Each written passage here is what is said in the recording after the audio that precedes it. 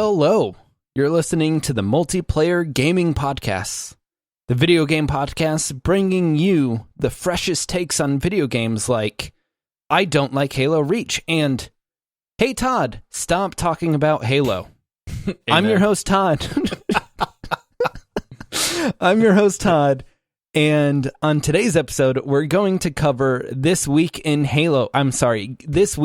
Gaming. I thought you guys would like a specific Halo branded intro, and it was true to our podcast. Threw up in my mouth a little bit there. If you're interested in finding out more information about us, you can find our website at multiplayerpodcast.com, Patreon, multiplayersquad.com, Twitch TV /multiplayerpod, Twitter, multiplayerpod, Instagram, Multiplayer Podcast. Ooh. We threw in a curveball on the last one. We wanted to keep it fresh. As everyone knows by now, I'm not alone. I'm joined by Craig the Brute, Paul. I don't even know what that is, Todd, and I don't care to find out. You a brute. We can get into it. And so Echo 216, Josh. Echo. Is that my job? Do you not know who Craig the Brute is?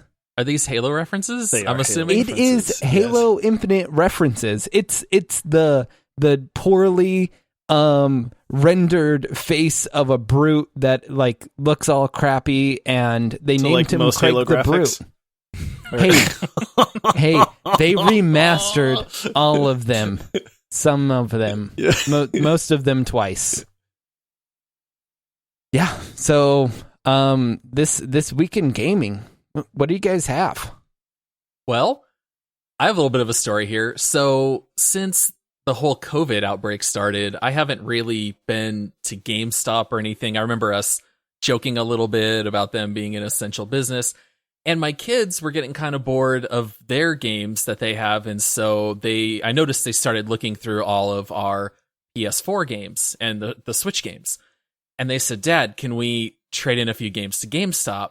And I said, yeah, but all of their games are like kind of old and they're not very good. So usually when we trade in games, they're like $4 or $5 each.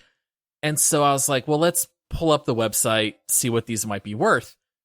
And I think that GameStop is really hurting in the used game trade-ins because we traded in 5 games that were pretty old. And I know you guys already know the amount, so I'm not going to ask you to guess, but we got $172 for trading in 5 games. That's insane. What has happened? When have you ever traded in games at GameStop and you were like, wow, they really paid me way more than I thought I was going to get? I feel like I could show up with Halo Infinite at GameStop and then be like, I don't know, we'll give you $3 for it. Like, they've never been the ones to be generous or appropriately priced, or like, I don't know. That's the place you go when you're like, I don't want to sell it on Craigslist. I just don't want to go through the hassle. Yep. I'll just take the 20% hit and sell it at GameStop. Yeah, like I have the receipt right here. I honestly thought you guys might think I was making it up, so I had put a picture of it on Discord. But we got $46 for Luigi's Mansion 3. $26 for The Sims 4 on PS4. Okay. That game is so old. 26 for trade-in value? That's weird. That's wild, right? That's insane. And then the one game they wouldn't buy was WRC 7. They said, no, we won't even buy it, but we'll give you 26 for The Sims 4. That's crazy. How do they not have enough copies of The Sims 4? I don't know. Like, that's almost a whole console worth of trade-in. So with our kids, I was like, well, you guys can like buy 3 games if you want. They ended up just picking out Paper Mario. And I told them I might choice. Yeah, I said I might steal the rest of their credit and put it down toward a PS5, but we'll see. I think Breath of the Wild 2 will probably be the next console game that we'll purchase, but yeah, it now might be the time. Go trade in your games to GameStop because I think they need the business. That's crazy to me. 'Cause, like, I still remember, like, I don't know, it was way back in the day, like trading in a game, and then like the guy, like they would like super inspect the game though. I don't know if they still do that 'cause I haven't, but they'd like take it out of the box, like, you know, look at it, hold it up to the light. Like, are there any scratches on this thing? Like, nope. Okay. Yeah, we'll give you $3. And then they just slap it like back in the container and put it right on the shelf and then put like $43 used. And I'm like, wait a minute. It's like, what? Like, you just gave me $3 for that, man. My favorite is when it's $60 brand new or $57.99 used. Like, you'll see that sometimes on brand new games. Yeah. Oh man, it's hilarious. I gotta wonder if, like, have these Facebook Marketplace, OfferUp, Craigslist, have they put a huge damper on like GameStop's business model? I think GameStop put their own damper. Like, they can't be doing well as a company. Like, you'll hear news articles every once in a while about, like, you know, them shutting stores or something like that. And then, like, there's this whole debacle with them being essential workers, which just seemed insane. Well, mentioning them not doing well, I had to go to two GameStops because the first one I went to was going out of business, and they were selling all of the stands and the metal racks, and they said, yeah, we're not buying any more games. You got to go take it to another one. So, yeah, I think they're definitely hurting. But then you'll read things like Switch sales are up 400% in COVID. So, I don't know. You would think they would be doing okay, but I think it must all be online sales. I'm going to the next Amazon. GameStop. All right, you got it, Josh. All right, I was going to say, going to the next GameStop. I'm going to the next GameStop that's going out of business, and I'm just going to offer them like $2 for everything they have in the store. A little bit of payback. Yeah, and then when they look at me funny, I'll be like, sucks, doesn't it? And you'll be saying that to the 21-year-old running the register who doesn't care, who does not own GameStop. Yeah, and then you'd be like, yeah, I'm just going to sell this to Amazon for more, so it's fine. I'll pay $2-3 for this. Yeah, I feel like between Amazon, Target, Walmart, like, they have to be hurting. Because, like, with Xbox's Game Pass, who's buying, like, a ton of Xbox games right now? Unless they're Madden games or, like, sports games that aren't on the Game Pass, like, I can't imagine there's too many people, like, going through buying and selling Xbox games just because they have such a great Game Pass right now. And then same thing with Origins, and like there's all these different ones that are coming out. It has to be hurting them. You know what makes that Xbox Game Pass even sweeter? Huh. Registering new accounts to get that sweet $1 for the first month. I'm not going to say how many emails I've used to get Josh has opened up new email addresses. Oh, absolutely. Oh my goodness. All right, Josh, what do you have for this week? What have you been up to? So we got back into Warzone, man. You know, we kind of I got a little bit of battle royale fatigue. I think Paul was going through that. I know you went through a hard like battle royale fatigue for a while, Todd. You were just like, dude, I don't know if I can battle royale anymore. But we had some of our listeners in our Discord channel, and they were like, hey, you know, Warzone's cross-platform. Let's play some Warzone. I was like, you know, I haven't played any Warzone in a while. Like, let's do this, man. You know, obligatory, I'm going to suck at first. So that, you know, got to cover your bases there. But we hopped in. I hopped in with two of our listeners, and we were playing and had an absolute blast, man. Like, just had a ton of fun. And then Paul hopped in shortly after that. So we had a full 4-man squad. And Paul, was it 1 or 2 games in? How many games in was it before we got that sweet victory? I think we had played 2, maybe 3. I think it was either our 3rd or 4th game. We ended up taking it all the way and won. Yeah, you can thank us for being warmed up for you then. So yeah. Well, and the best part about the win, not to jump too far ahead, but let's just say in the very beginning we decided to do a hot drop at the dam. And I went straight for the helicopter, and I may have crashed it, killing me and Tyler, but I did take out a guy who was still parachuting with the propeller on the helicopter, so it was well worth it. Just we had to get rezzed, glorious, but we got kill. the kill. Yeah. We got a win, man. Those are hard to come by in Warzone, but I mean, I think I played 8-9 matches that night, and I had a blast. That game is so good. Like, honestly, it's such a good battle royale. It was super cool to be able to play with some of our listeners. So shout out to Tyler and I am Peter Parker. Like, that was a good time.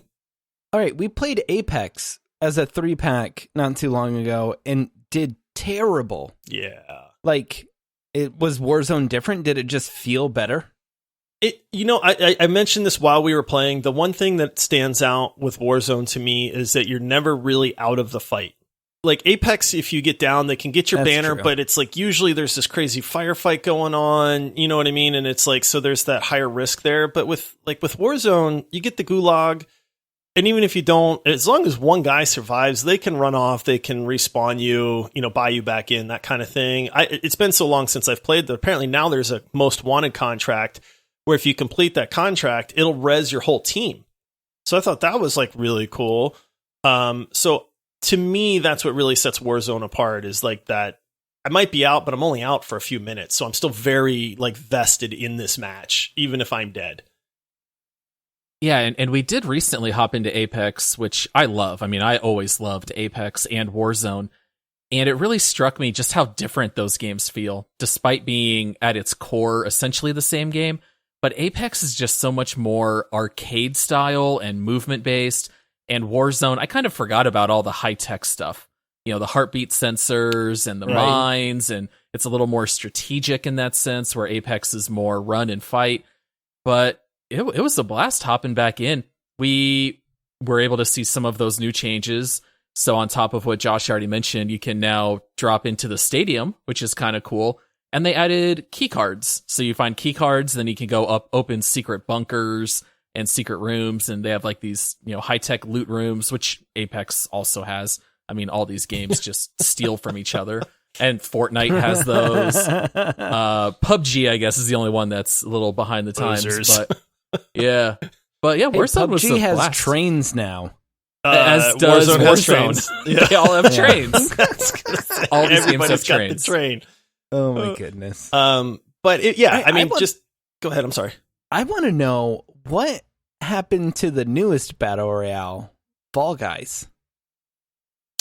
I played that a few times, and then I just couldn't bring myself to spend the $20. Yeah, I kind of felt the same way. It was fun playing the technical beta, and then I just kind of quickly realized I would pay $5 for this. 20 seemed a little steep to me. Sorry, Fall Guys. I don't know if you guys noticed, but I was pushing Fall Guys hard through the beta. I even had a blast when we were playing all three of us at the same time. Right. And then it was released, and it's like, all right, paid $20, and I did not message the channel asking, is everyone going to pay $20? There's no point asking. No way. Yeah. I went back and, Josh, we've been doing this all we night. Are in sync, Todd. I like it. Like the boy band. You got this one. I was going to say... It's gonna be May.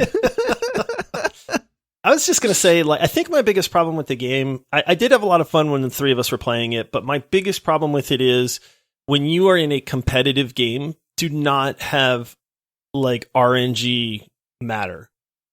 Yeah, I feel like you can have some of that without, but, you're right. There's at least one or two things in every level, which I'm fine with, but then there's some levels that are, 90% that, which is hard to deal with. Yeah, and the worst part is when you do get the high RNG matches, but it's in round 3. So it's like you used all your skill to get through the first 2 matches, and then all of a sudden it's, well, now we're doing a team game, and you're just one of 15 people, and you pull your weight, and you do everything that you can do, but your team loses, so you get eliminated. And I found that to be rather infuriating as well. And RNG stands for random number generator. Yeah. Okay. Yeah, that's pretty much used in. You guys are throwing out computer letters programming. and numbers. It's just it's used in gaming to say hey, this is all chance. It's so people have used it for a lot of things. This probably really shouldn't be used for, but that's Look, Todd, for someone who doesn't know anything about game engines, let me explain this to you. There are programming languages. So, but yeah. Go on, Paul. I'm listening. One's called C++, and you do some programming, and part of that's RNG. Okay. Moving on. I have a big one. It's irked me a couple times now, and I'm going to bring it up here. The Apple Game Store is not allowing Xbox's Game Pass on the Apple App Store. Like, so they've said you have to submit each game individually for review. You cannot submit one app that contains all of these games. What? Which is insane. Who freaking who? Like, I mean, it's Apple and Xbox. Like, why? Like, maybe I don't understand, but what's the big deal? That's like asking Netflix, hey, you can't submit a Netflix app. You have to submit every movie individually to be downloaded. Or Spotify, hey, you can't have an app that has access to a whole bunch of great music. You have to submit every song individually for review. So wait, Todd, are you telling me that Apple is not allowing their users full access to technology and things that are out there, and they think they know better than you, and so they're going to decide your experience? They're not allowing the developers to put stuff on there. But and it's more than Xbox Game Pass. Like I said, that it's Google Stadia and Facebook Gaming. Wait, do people still play games on Facebook? I don't know. I don't think so. My aunts love it, but still logging into Farmville and Mafia. I think that was one of the early ones. My grandma is all about the stinking slot games on Facebook. I hope she's listening to this, because shout out. But hours and hours of slots on Facebook. I'm not surprised that Apple would do that, but I don't understand why they can't just label it rated 18 plus, worst case scenario, and then just let users use it. But Apple loves doing this. I know Josh is a big Apple fanboy. I am very anti-Apple in every way. It hurt me to buy my son an iPod Touch for his birthday. But, Android, they love giving you full access to everything. They let you reprogram things on your phone. You can reprogram buttons. You can do whatever you want. Apple, they're control freaks. That's all I know. I don't know why they would withhold this from their customers. Okay, so I'm failing to understand here, because Xbox Game Pass is for playing Xbox games on either a console or a PC. No, what or does mobile. that? No, or mobile. Who the heck wants to play a console game on a mobile phone? You can. I don't know. Why would you want to do any that? of the games? Why wouldn't you? Because the screen is teeny, okay, and then you have weird touchscreen controls. iPad. Use an iPad and a controller. You still have to swipe wear the glasses, screen. Josh. Oh my we all goodness. know you can't see. I feel like this is Xbox just getting butthurt at Apple, because Apple's saying no, you can't clog up our app store with Xbox games. This is Xbox saying, hey, people really like the Switch and love playing on this handheld device. And all right, what's the way we can get to a Switch experience? Oh, we can stream games to phones and then have them hook up a controller to it. Okay, Android's on lock. Oh, what do we know? Apple is throwing a big wrench into this plan because they're sad they didn't think of it first. Sounds to me like Apple's just smart and is going like, hey, don't try to game on a phone.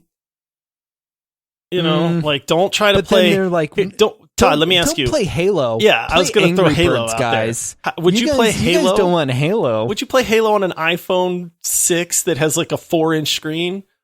Okay, first off, if you still have a 4-inch screen phone, hey, you have an iPhone 3. Yeah. You're playing on your Motorola Razr from back in the day. My little stick phone. Most phones are at least like a 7 to 8-9 inch screen now. That is plenty of real estate to play a game, or set up an iPad and hook up a Bluetooth controller to it. That makes perfect sense. Seems to me like okay, so let me ask you this. If Apple's given them a hard time, then why don't they just go to Android and say, hey, Android, will you let us put Xbox games on Android? No, they already did. It's there. Okay, but why? It's on there. So explain to me why they're so interested in doing it to Apple. Because I think they have what? Because Apple, like 80% of people own iPhones. Is that why? 80%? No. It's like maybe 60. Oh. And worldwide, it's like 25%. There are far more Android users in the world than Apple. Anyway, my point being is that they have a vested reason to try to get Apple on board, and Apple's like, nope. I think them wanting to make their content available to everyone. I believe in freedom. Josh. I believe users should have the freedom to make their own choices. I think Josh is anti-freedom. Oh, He's pro-fascism. Josh wants a corporation to tell you what you can and can't spend your time on. I like freedom too, guys. I like freedom too. Josh, are you in Apple's pocket? How much are they paying you? Not Big enough. Apple. Oh, man. Oh my goodness. That took a turn really quick. Yeah. Sell your Apple, everyone. this Unless is they what become I a get for being the sponsor. only Apple fan. Yeah. But if Apple becomes a sponsor, then I'm pro-Apple. I just want to lay that out there. I'll be the bad boy of the group and still be anti-Apple. All right. So all the profits go to me and you, Paul. All right, we'll split it 50-50. Deal. Splitting nothing, 50-50. It's going well for you guys. All right, Josh. What do you have? I I thought you meant more Apple stuff. I was like, wait, I thought you guys slandered please, Apple no more already. Apple stuff. I was gonna say. Here's something that's funny to me, man. Maybe you guys can tell me if I'm unique in this, but I was checking out the Avengers stuff. I'm a huge fan of Marvel movies. I was a big fan of comic books when I was growing up. You think I would be like interested in this game? I don't know. You know what I mean? Like, I don't know what it is, but I'm so just bleh about this game. The movies sell because of all the action and the really awesome like graphics and content they have with like all the fighting that's in the movies. And then what is a video game going to do on top of that? It can't be more realistic. So then the only thing they have is giving you the ability to like make your own decisions and do that sort of stuff. But then with superheroes, that almost feels a little weak because you have all these superpowers and you're like so much better than everyone else. You're not leveling a character up to get more powers. You have all your powers. So it takes like leveling almost out of a video game, or at least harder to implement in a video game. And then the storyline's not going to be better than a movie. And like you just run into all these different roadblocks. Yeah, it seems to me like the game might be fun for a little while, just running around as Hulk, smashing everything and jumping off buildings. And I feel like after you do that for a few minutes, it probably just gets kind of boring. I have trouble thinking that it's going to be a challenging game, even if you bump up difficulty, because you're flying around as Iron Man, you're jumping around as Hulk. And so I'm not too hyped about it either. I do think it looks interesting. I would love to rent it and just play it for a couple hours and be done. It's definitely not a game I plan on buying. I'll say that for sure. And then the hot topic with this game is they're making Spider-Man exclusive to PlayStation. I think this is hilarious. I don't know. It seems like a really bad business decision on their part because people are outraged, and they should be. They don't have a choice. Yeah, if I pay $60 and I just happen to own an Xbox and I'm getting a lesser game than my other friend who spent the exact same amount, I'd feel a little miffed at this too. So I can understand the outrage here. It seems kind of crazy to me. And Spider-Man has always had this issue. Because like Spider-Man games exclusive to Sony. Right. Spider-Man was a great game too. Yeah, absolutely. Is what I hear. I didn't play it. It's good. It's fine. It's not challenging, but it's fun. And then the movies also had all the same issues with Avengers. And it's just insane that we are almost a decade into like Avengers, like comic book hero movies. And we are still having these issues where we can't get Spider-Man on PC or an Xbox or whatnot because Sony has like a death grip around Spider-Man. Well, I have just a follow-up question for you guys. Now, this game could very well have just been a complete Sony exclusive like Spider-Man. So would you rather the game be open to all platforms but missing a character, or just have it gate kept entirely unless you have a PlayStation? So I kind of feel like they tried to split the difference, and it just kind of made everybody mad. Yeah, just open it up and leave a character out. Like, let everybody play. You know, I mean, I would think from a developer standpoint, you're going to make more money if you throw it out to the masses, even if you leave Spider-Man out of it completely, than you would if you make it, you know, PlayStation exclusive, and then now PC and Xbox can't play it. You know, like, I mean, as a whole, my biggest thing is, like, here's the deal. This is not, having Spider-Man be in a PlayStation version, that's not going to sell you a PlayStation. Nobody is going out to buy a PS4 right now so that they can play Spider-Man in the Avengers. They either own their PlayStation or they don't. To me, it seems like it's a stupid thing that they did, man. My thing is, like, I think the publisher is big enough where they could have just said, hey, this game doesn't have Spider-Man. Sony is preventing us from releasing Spider-Man, and just put all the blame on Sony. Well, I don't know the full story, but I'm assuming the exclusivity is down to money. So if they're paying Marvel, you know, they're not going to come out and then throw PlayStation under the bus when they're the ones paying for it. But in any case, I tend to agree with Josh here. It's not going to sell a whole lot of consoles, maybe just a small handful. It seems like it's not worth the bad press. They probably should have just kept everything even. I feel like as gamers, we're moving past certain things that have been going on for the last 5 years or so. One of those is exclusivity, you know, with things like, oh, you know, if you buy the PS4 version of Mortal Kombat, you get these two characters. And if you buy the Xbox version, you get this guy. And, you know, with the Avengers, you get Spider-Man. And so I feel like we're starting to move past that. I think crossplay is helping a lot with that. And then microtransactions.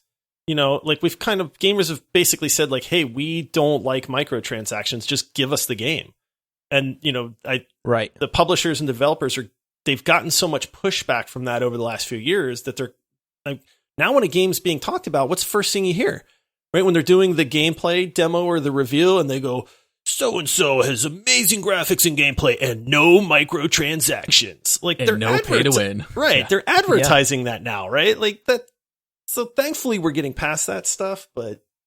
And I think it's been very apparent, especially the past, 2-3 years, that the gaming community is willing to support a game through cosmetics alone. If they enjoy a game and they want to stick with it, they will support the game by buying cosmetics. Works for me. I don't buy cosmetics, so it's just cheaper. Goodness, Paul. It's all cheap for me. I don't buy cosmetics either. You've never bought any cosmetics. You're talking about no. I don't even open my free loot boxes, Todd.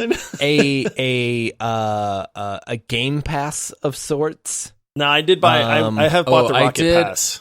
I did pay for an Apex season pass because I liked it so much, and I said I'm willing to throw them $10. So there you go. See, I did. Boom. I did buy the Game Pass. Even with Paul, who didn't open any of the Game Pass content. No, I know, and I didn't equip any got of all it. the stuff just sitting there. No, in Apex, I think I have like 30 or 40 boxes that I never opened. That was basically Paul just wanting to tip the. I just wanted to support. Yeah. Right, exactly. And if you have a game that you really like, I feel the same way. Like Rocket League, I've bought keys and stuff off of Rocket League just because I love the game so much and I've played it so much. Well, that's our show for this week. Thank you for tuning in. If you are not subscribed, make sure to go into your podcasting app and subscribe to get fresh content twice a week. You can find us on Twitter at MultiplayerPod and on Twitch at MultiplayerPod and Instagram, Multiplayer Podcast. Hey, Multiplayer Pod was taken. Okay. So we need to make a cash offer on that. Yeah, until then, see you guys on Monday. See you guys.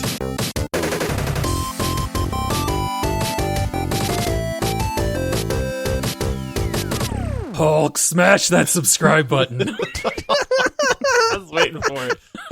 Paul looked like he had something up his sleeve there. Man. Oh boy. I'm going to regret that, aren't I? Yeah. It was amazing.